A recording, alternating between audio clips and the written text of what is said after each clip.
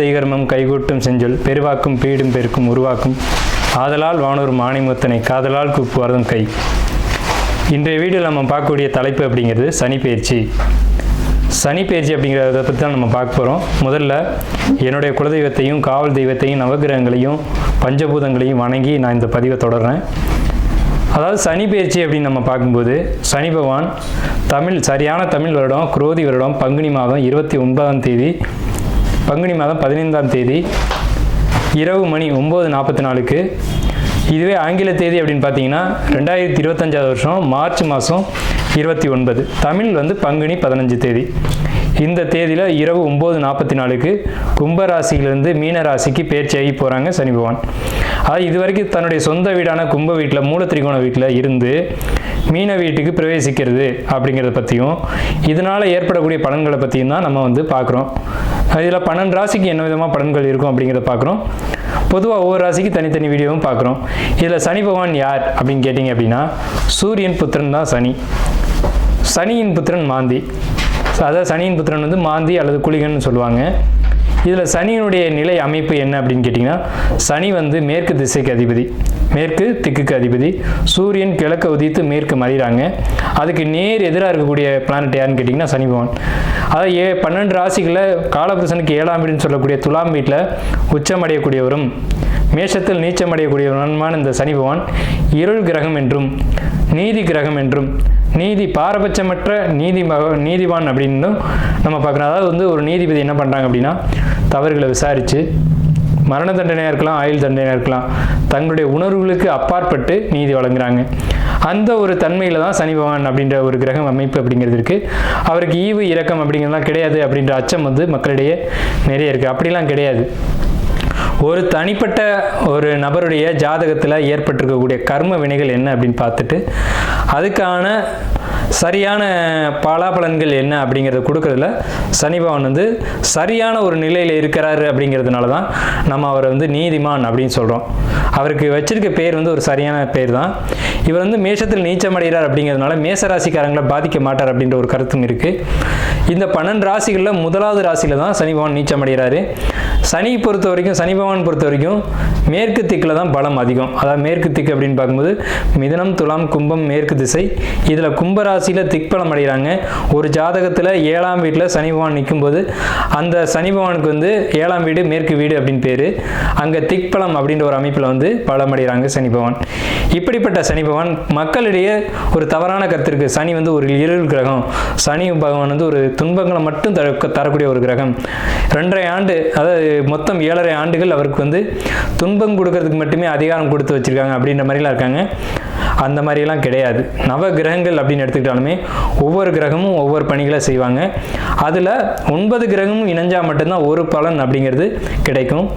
அதில் சனி பகவானுடைய பங்கு அப்படிங்கிறது ஒரு சிறப்பான ஒரு இடத்துல இருக்கும். இதில் நம்ம பார்க்குறது சனி பெயர்ச்சிக்கான பலன்கள். சனி பெயர்ச்சி 2025, 2025லேருந்து 2027 வரைக்கும் இந்த 2.5 ஆண்டு காலகட்டம், அதாவது 2.5 சொல்கிறோம்.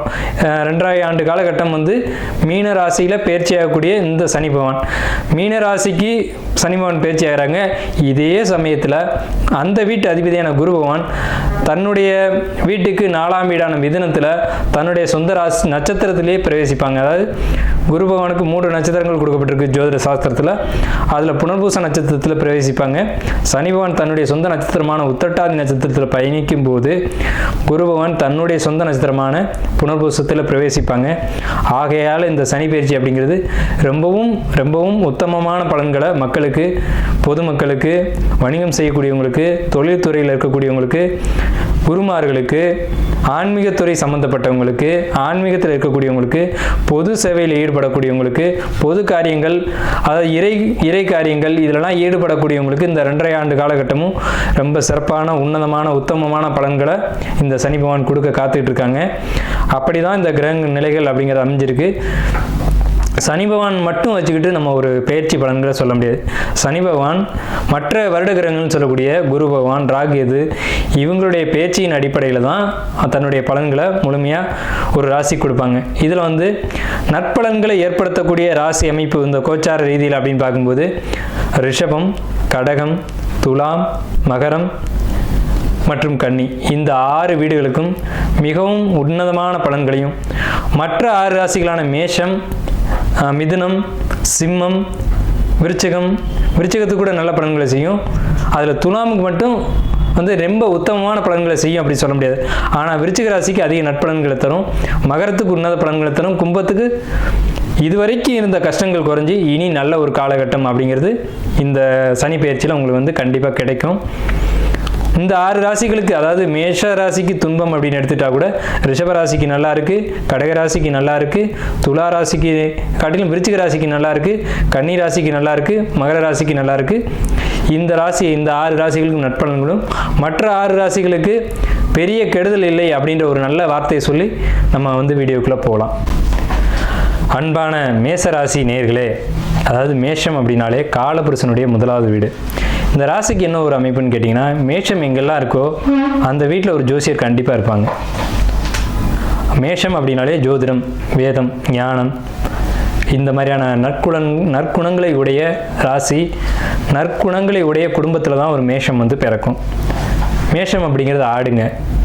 ஆடு, இந்த ஆட்டை ஏன் முதலாவது கொடுத்தாங்க அப்படின்னா, எங்கேயுமே முந்தி கொண்டு போகக்கூடிய ஒரு தன்மை அப்படிங்கிறது ஆட்டுக்கு தான் இருக்கும். ஆடு அப்படின்ற ஒரு விலங்கு வந்து மேஷத்துக்கு கொடுத்துருக்காங்க.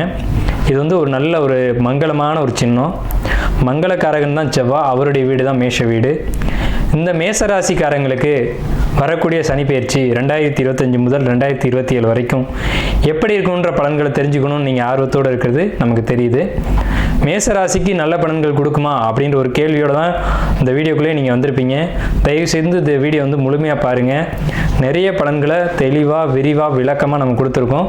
முழுமையான வீடியோ பார்க்கும்போது உங்களுக்கு வந்து ஒரு நல்ல ஒரு கைடன்ஸ் அப்படிங்கிறது கண்டிப்பாக கிடைக்கும், ஒரு வழிகாட்டுதல் கிடைக்கும். மேஷம் அப்படின்னாலே ஒரு நல்ல ராசி, நற்குணங்கள் நிறைய உடைய ஒரு ராசி.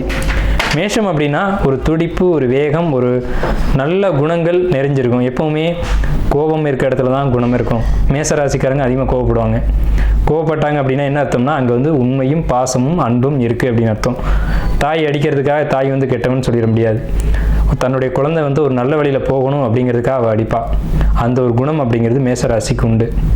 மேஷம் எதுலேயும் பதட்டப்படும், எதுலேயும் வேகப்படும், ஆனால் விவேகத்தோடு தான் செயல்படும். ஒரு ஆடு ஒரு மலை உச்சியில் ஏறிடும், இறங்க தெரியாமல் தடுமாறிக்கிட்டு இருக்கும். அது போன்ற குணமுடையவங்க தான் அந்த மேசராசிக்காரங்க. வந்த வழி திருப்பி போக தெரியாது. ஒரு முதலீடுகள் போடுறதா இருக்கட்டும், ஒரு தொழில் ஆரம்பிக்கிறதா இருக்கட்டும், வேகமாக ஆரம்பிச்சுட்டு அது எப்படி முடிக்கிறதுன்னு தெரியாமல் சுற்றிட்டு இருப்பாங்க.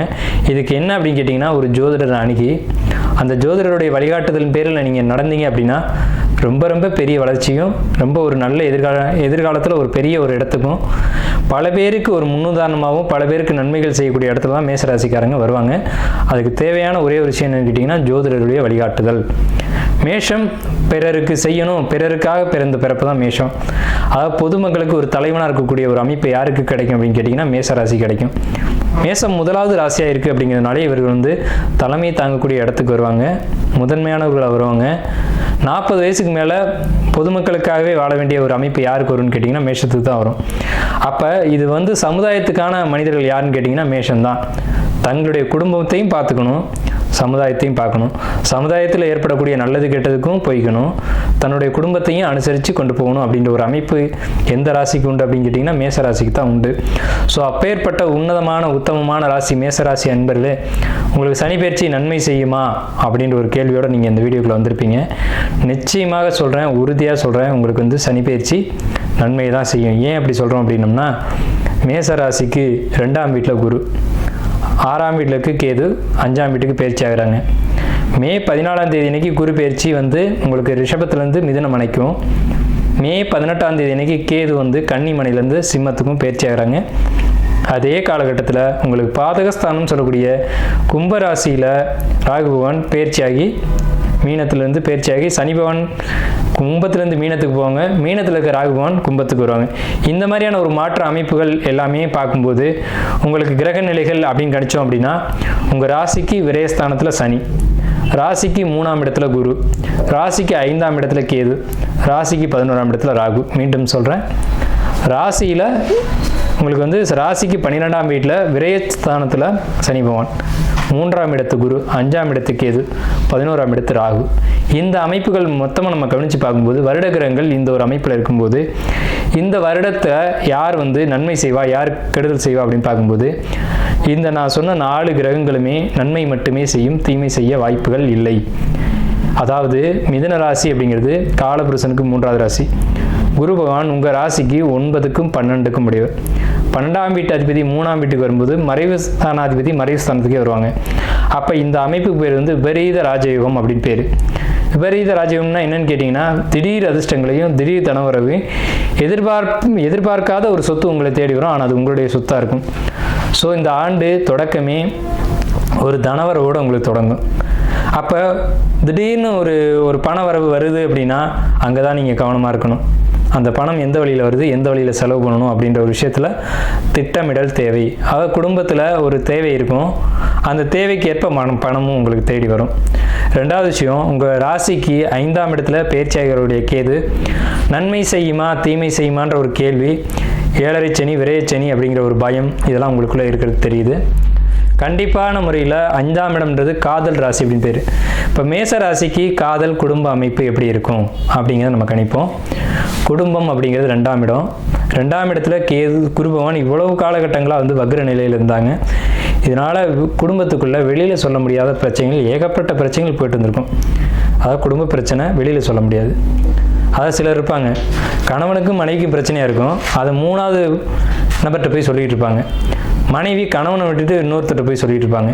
இது தவறான ஒரு விஷயம். அப்படி தான் இந்த கடந்த காலகட்டங்களுடைய வலி வேதனைகளை மனசுக்குள்ளே வச்சுக்கிட்டு யார்கிட்ட சொல்லுவோம், எப்படி சொல்லுவோம்னு தெரியாமல் தவிச்சிட்டு இருப்பீங்க. ஆனால் இந்த குரு பயிற்சியில் உங்களுடைய வாழ்க்கை துணைகிட்ட நீங்கள் மனம் விட்டு பேசி அந்த பிரச்சனைகளை தீர்ப்பீங்க. ஸோ இது பெரிய பாசிட்டிவான ஒரு விஷயம். கணவன் மனைவி தான் உறவுகளுக்குள்ளே சிறந்த உறவு அப்படிங்கிறது. எல்லா உறவுகளும் வரும் போகும். ஆனால் கணவன் மனைவி ஒரு வாழ்க்கையில் இணைஞ்சிட்டாங்க அப்படின்னா பிரிவது கிடையாது. வாழ்க்கை முழுவதும் அவங்க அவங்களோடையே பயணிக்கக்கூடிய ஒரு உறவு தான் கணவன் மனைவி உறவு. அதனால தான் தாலின்ற ஒரு கான்செப்டை நம்மளுடைய கலாச்சாரத்தில் கொண்டு வராங்க. 2வது மோதிரம்ன்ற ஒரு கான்செப்டுக்குள்ளேயே மிகப்பெரிய ரகசியங்கள் ஒழிஞ்சிருக்கு. ஏன் மோதிர விரலில் மோதிரம் போடுறாங்க அப்படின்றத நீங்கள் சிந்திச்சு பார்த்தீங்கன்னா அதுக்கான விளக்கங்கள் உங்களுக்கு புரியும். எல்லா விரல்களையும் இணைச்சா பிரிக்க முடியாது, ஆனால் பிரிச்சுக்கலாம். ஆனால் மோதிர விரல் மட்டும் இணைச்சா பிரிக்க முடியாது அப்படின்ற ஒரு கான்செப்ட் விரலில் இருக்குது. அதனால தான் சில மதங்களில் விரலில் மோதிரம் போடுறாங்க. ஏன்னா பிரியாத உறவு அப்படிங்கிறதுக்கு அதான் உதாரணம். 2வது உங்களுடைய குறைகளை மனைவி புரிஞ்சுக்கிட்டு அவங்க உங்களுக்கு ஏற்ற மாதிரி நடந்துக்கிறதா இருக்கட்டும், மனைவியை புரிஞ்சுக்கிட்டு கணவன் நடந்துக்கிறதா இருக்கட்டும். இந்த மேச ராசிக்கு இந்த சனி பயிற்சியில் இது நடக்கும். இந்த சனி பயிற்சியிலேருந்து இது நடக்கும். விரயஸ்தானத்தில் வந்துக்கூடிய சனி பகவான் விரயத்தை கொடுப்பாரா அப்படின்னு கேட்டிங்கன்னா கண்டிப்பாக விரயத்தை கொடுப்பார். விரயம் அப்படின்ற சொல்லுக்குள்ள ஒரு அழகான விஷயம் அடங்கியிருக்கு. சுப விரயம் அசுப விரயம் அப்படின்ட்டு. சுப விரயமும் விரயம் தான், அசுப விரயமும் விரயம் தான். இதில் நடக்க போகிறது சுப விரயமா அசுப விரயமா, இதுதான் உங்களுடைய கேள்வி. சுப கிரகங்களுடைய தொடர்பு ஏற்படும் போது சுப விரயங்களும், அசுப கிரகங்களுடைய தொடர்பு ஏற்படும் போது அசுப விரயமும் ஏற்படும். அதில் இந்த 7.5 சனி தொடங்கக்கூடிய இந்த விரயச்சனியானது மேசத்துக்கு சுப விரயங்களாக தொடங்குது. ஏன்னா அந்த சனி பகவான் வரக்கூடியது மீனராசின்ற சுபர் வீட்டில். நல்லா புரிஞ்சுக்கணும். அந்த 7.5 சனி தொடங்கக்கூடிய மீனராசியானது மேசத்துக்கு மீனம்ன்றது சுபர் வீட்டில். அந்த வீடு கொடுத்த குரு பகவானும் 3ஆம் இடம்ன்ற விரீத ராஜயோக அமைப்புலையும் தன்னுடைய சொந்த நட்சத்திரத்திலையும் ஏறுறாங்க. இந்த 7.5 சனி பயிற்சி ஆகும்போது குரு பகவான் நிற்கிற நட்சத்திரம் பார்த்தீங்கன்னா புனர்பூச நட்சத்திரம். ஸோ இந்த அமைப்பு அப்படிங்கிறது சுப விரயத்தை கொடுக்கும். கணவன் மனைவியிடையே ஒரு கருத்து வேறுபாடுகள் இருந்தாலும் ஒரு நிகழ்ச்சி ஒரு ஃபங்க்ஷன் நீங்கள் நடத்தும் போது அதில் மனக்கசப்புகள் தீர்ந்து எல்லாரும் ஒற்றுமையாக சேர்ந்து வாழக்கூடிய ஒரு அமைப்பு அப்படிங்கிறது மேஷத்துக்கு கிடைக்கும். இதில் மேஷத்துக்கு ஒரு அற்புதமான விஷயம் என்னென்னு கேட்டிங்கன்னா, இந்த சுபவிரயம்னு சொன்னோம் இல்லைங்களா, கோயில் கட்டக்கூடிய அமைப்பு இந்த மேஷத்துக்கு இந்த ஆண்டு 2025 உருவாகும். கோயில் கட்டுறதுன்றது சாதாரண விஷயம் இல்லைங்க. கோடி கோடியாக பணம் வச்சுருப்பாங்க, அவங்களால கோயில் கட்ட முடியாது. ஆனால் மேஷத்துக்கு இந்த 2025 சனி பயிற்சி ஆலயங்கள் கட்டக்கூடிய ஒரு அற்புதமான ஒரு யோகத்தை கொடுக்கும். அதாவது ஒரு பழமொழி சொல்லுவாங்க, ஊர் கூடி தான் தேர் இழுக்கணும் அப்படின்ற மாதிரியான ஒரு அமைப்பு. அப்போ இந்த தலைவன் அப்படின்ற அமைப்பு தான் மேசராசினுடைய அமைப்பு. குடும்பம் காதல் உறவு எப்படி இருக்கும் அப்படின்னு கேட்டிங்கன்னா, குடும்ப உறவை பற்றி நம்ம நிறைய பேசணும். இது நாள் வரைக்கும் இருந்த கருத்து வேறுபாடுகள் இந்த சமயத்தில் நிவர்த்தியாகி கணவன் மனைவிக்குள்ள ஒரு ஒற்றுமை கொடுக்குது. காரணம், உங்களுக்கு 3ஆம் வீட்டில் மிதுன ராசியில் குரு தன்னுடைய சொந்த நட்சத்திரத்தில் இருக்கிறது தான் காரணம். மனம் விட்டு பேசுவீங்க, கருத்து வேறுபாடுகள் நிவர்த்தி ஆகும் அப்படிங்கிற ஒரு கான்செப்ட். 2வது, காதல் விஷயத்தை பொறுத்த வரைக்கும் இந்த இடம் தான் ரொம்ப முக்கியமான இடம். இதை தான் நிறைய பேர் வந்து எதிர்பார்த்து காத்துட்ருப்பீங்க. காதல் கசக்கு தையா அப்படின்ற ஒரு பாடல் கூட இருக்கும். காதல் எப்படி இருக்கும்? சிம்ம வீட்டுக்கு கேது வர்றாங்க. காதல் நல்ல காதலா கெட்ட காதலா அப்படின்ற ஒரு விஷயம் வந்து உங்களுக்கு தெளிவடையும். சிம்மம்ன்றது மேஷத்துக்கு 5ஆம் வீடு, அதுதான் காதலை சொல்லக்கூடிய இடம். அங்கே கேது பகவான் வரும்போது மறைஞ்சிருந்த விஷயத்தெல்லாம் வெளிப்படுத்திடுவார். 2 காதலர்களுக்கிடையே இருந்த ஒரு விஷயம், மறைவாக வச்சுருந்த ஒரு விஷயம் வெளிப்படையாக பேசுகிறீங்க. அப்போ வெளிப்படையாக பேசினா என்ன ஆகும்? ஒன்று இது செட் ஆகும் ஆகாதுன்ற ஒரு முடிவுக்கு வருவீங்க. காதல் வந்து ஒரு தெளிவான முடிவுக்கு வரும். இந்த பந்தம் வந்து நமக்கு தேவை அல்லது தேவையில்லை அப்படின்ற ஒரு முடிவுக்கு வருவீங்க. நல்ல உறவாக இருந்தால் எடுத்துக்க போகிறீங்க, ஆகாதுன்னு தெரிஞ்சால் விலக போகிறீங்க. அது இதுக்கு முன்னாடி வந்து உங்களுக்கு காதலில் சில கசப்புகள் மேசராசிக்கு கடந்த காலகட்டங்களில் வந்தது உண்மைதான், இல்லைன்னு மறுக்க முடியாது. உங்களுடைய ஜாதக அடிப்படையில் அதாவது லவ்வில் வந்துட்டு ஒரு தெளிவான ஒரு அக்செப்டன்ஸ் கிடைக்காமையோ அல்லது உங்கள்கிட்ட ஒரு உண்மை இல்லாத தன்மையில் அவங்க நடந்துட்டு இருப்பாங்க. அந்த ஸ்பவுஸ் அப்படின்றவங்க அதில் ஒரு உண்மைத்தன்மை, அவங்களுக்கு உங்களை பற்றின ஒரு உண்மைத்தன்மை தெரிஞ்சு, இதில் மேசம்னாவே உண்மையை நடக்கக்கூடியவங்க, நேர்மையை நடக்கக்கூடியவங்க. அதனால் அடிக்கடி கோவம் வரும். அதனால் மேஷத்திட்ட யாருமே அட்டாச் ஆக முடியாது. அப்படி அட்டாச் ஆகுறாங்க அப்படின்னா அவங்க நீண்ட காலம் உங்கள் கூட பயணிப்பாங்கன்னு அர்த்தம். செவ்வாய் வந்து கோப கிரகம், வேக கிரகம். பட்டுன்னு கோவப்பட்டு பட்டுன்னு வார்த்தைகளை விட்டுரும். அது யார் உங்கள் கூட நீண்ட நாள் பயணிக்க முடியும் அப்படின்னு கேட்டிங்கன்னா, உங்களை பற்றி முழுமையாக தெரிந்தவர்கள், உங்களுடைய குணம், உங்களுடைய அந்த எண்ணங்கள், சிந்தனைகள் தெரிஞ்சவங்க மட்டும்தான் காலம் முழுக்க பயணிக்கக்கூடியவங்க. அப்போ சிம்ம மனையில் கேது வரும்போது தேவையில்லாத காதலாக இருந்தால் முறிச்சு விட்டுடும். அது சரியான காதலாக இருந்தால் அவங்க கடைசி வரைக்கும் உங்கள் கூட வருவாங்க. அதாவது உங்களுடைய காதலுக்காக நீங்கள் காத்துக்கிட்டு இருந்தீங்க, உங்கள் காதலை வெளிப்படுத்திட்டு காத்துட்டு இருக்கக்கூடிய காதலர்களுக்கு ஒரு அக்செப்டன்ஸ் கிடைக்கும் அப்படின்னு தான் நம்ம இங்கே சொல்கிறோம். இந்த காதல் வலிமை அடையுமா அல்லது இந்த காதல் முறியுமா அப்படின்ற ஒரு காலகட்டம் வந்து தெளிவான முடிவுக்கு வரக்கூடிய காலகட்டம் வந்து உண்மையான காதலர்களுக்கு சிறப்பான ஒரு ஆண்டாக இந்த சனி பயிற்சி அமையுது 2025. 2025 உங்களுக்கு கும்பத்தில் வரக்கூடிய ராகு பகவான் கம்யூனிகேஷன், அதாவது கம்யூனிகேஷன் அப்படின்னா என்னங்க, அதாவது ஒரு ஐடி ஃபீல்டில் இருக்கவங்க, இந்த ஜாப்பில் இருக்கக்கூடியவங்களுக்கெல்லாம் தொழில், வேலை, உத்தியோகம் அப்படின்னு பார்க்கும்போது ரொம்ப ஒரு சிறப்பான ஒரு அமைப்பு. ஏன்னா கும்பராசி தான் தகவல் தொழில்நுட்ப ராசின்னு பேர். இங்கே இருக்க தகவலை வெளியில் சொல்கிறதுக்கும் வெளியில் இருக்க தகவலை இங்கே கொண்டு வரதுக்கும் கும்பராசி தான் தொடர்புகளை ஏற்படுத்தும். கோயில் கோபுர கலசம் பேர் கும்பத்துக்கு. அப்போ இந்த இடத்துக்கு ராகு வரும்போது வெளிநாட்டு தொடர்புகள், வெளிநாட்டுக்கு போகணும் காத்துட்டு இருக்கக்கூடியவங்களுக்கு வெளிநாட்டு தொடர்புகள் கிடைக்கும். அதே சமயத்தில் உங்களுக்கு வந்துட்டு 9ஆம் இடத்த திசை நடக்கிறவங்களோ 12ஆம் இடத்த திசை நடக்கிறவங்களுக்கோ வெளிநாடு போகக்கூடிய மேசராசி நண்பர்களுக்கு கண்டிப்பாக நீங்கள் காத்துக்கிட்டு இருந்த வாய்ப்பு, தொழில், உத்தியோகம், உயர்வு அப்படிங்கிறதெல்லாம் நிச்சயமாக கிடைக்கும். அதில் எந்த விதமான மாற்று கருத்துக்கும் இடமில்லை. அதே நேரத்தில் உங்களுக்கு வந்து கம்யூனிகேஷன் ப்ராப்ளம், நீங்கள் சொல்கிறது ஒன்று சொல்லுவீங்க, அடுத்து அது வந்து சம்மந்தப்பட்ட நபர்கிட்ட வந்து வேறு மாதிரியாக போகும். அந்த மாதிரியான பிரச்சனைகள் இனி இருக்காது.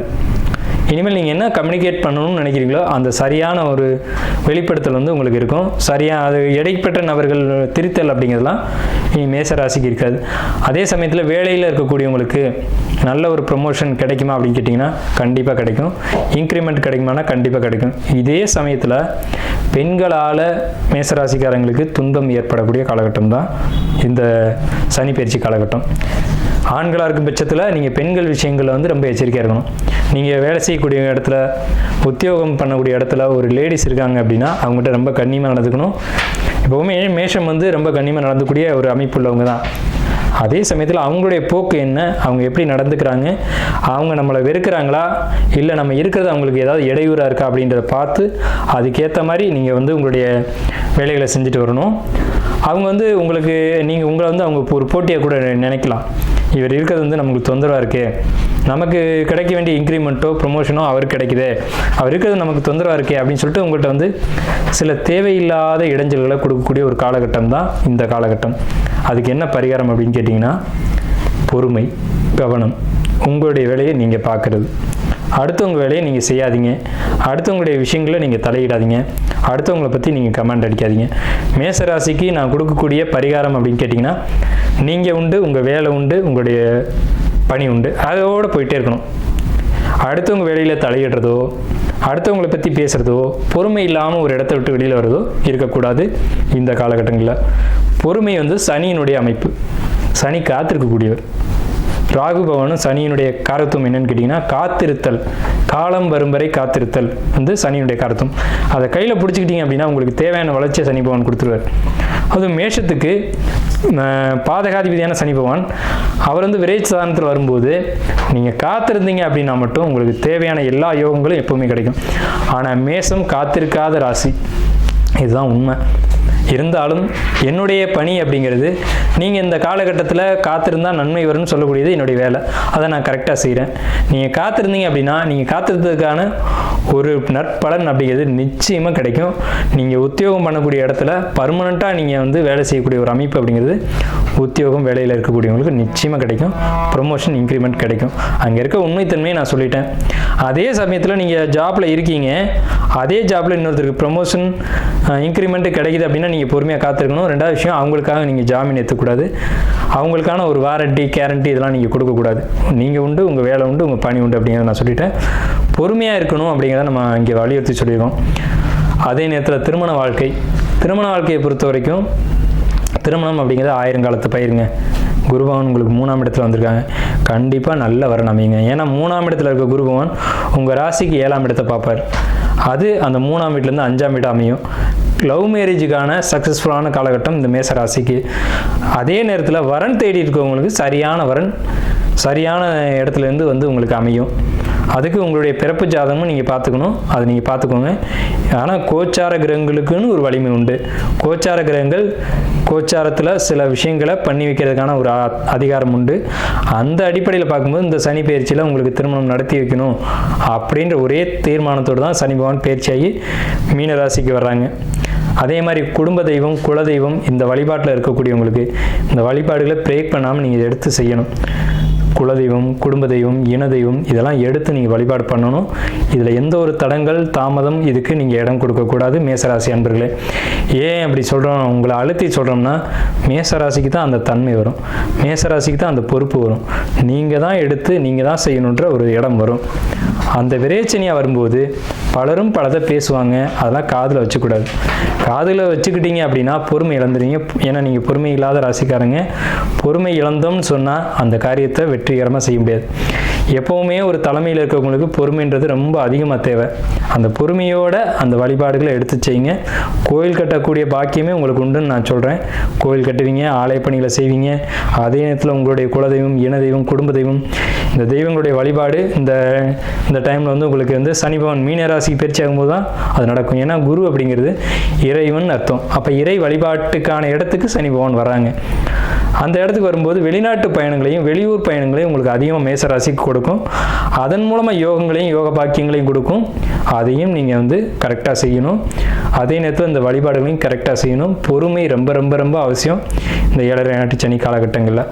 திருமண வாழ்க்கை நம்ம சொல்லியாச்சு. மாணவர்களை பொறுத்த வரைக்கும் படிக்கக்கூடிய மாணவர்கள் இப்போ 10th படிக்கிறீங்க, 12th படிக்கிறீங்க, நீட் எக்ஸாம் படிக்கிறீங்க, அல்லது ஒரு மருத்துவராக படிக்கிறீங்க அப்படின்னா ரொம்ப ரொம்ப ரொம்ப பொறுமை தேவை.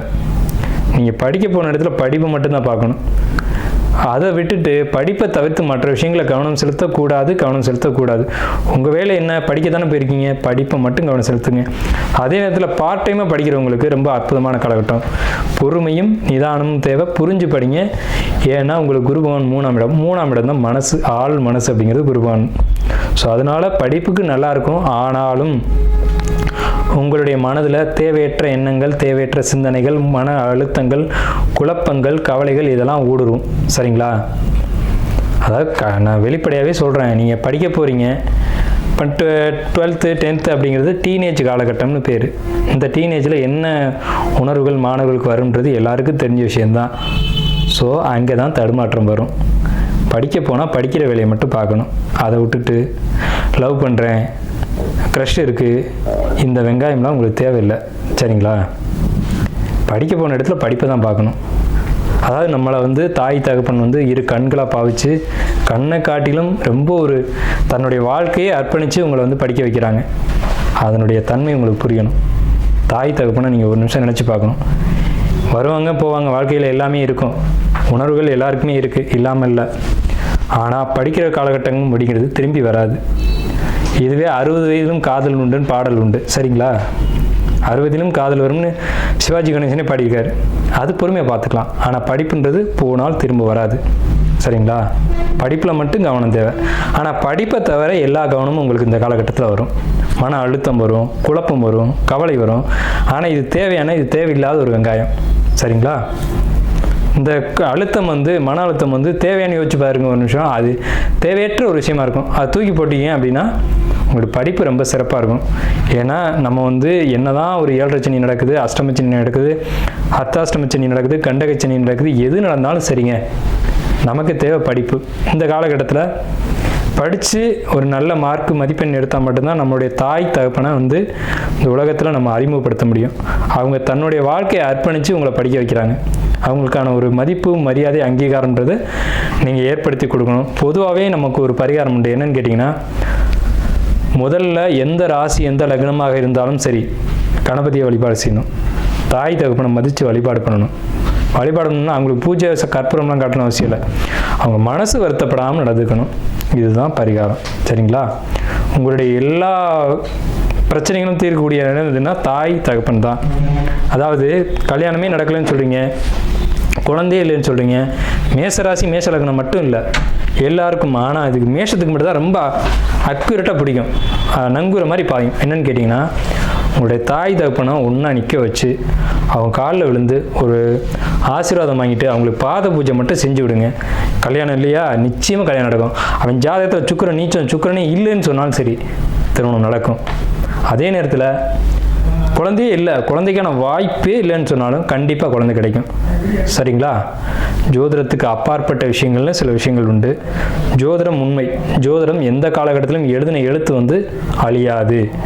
ஆனாலும் சில விஷயங்களுக்கு மாற்றம் உண்டு அப்படிங்கிற அடிப்படையில் இந்த விஷயங்களாக வருது.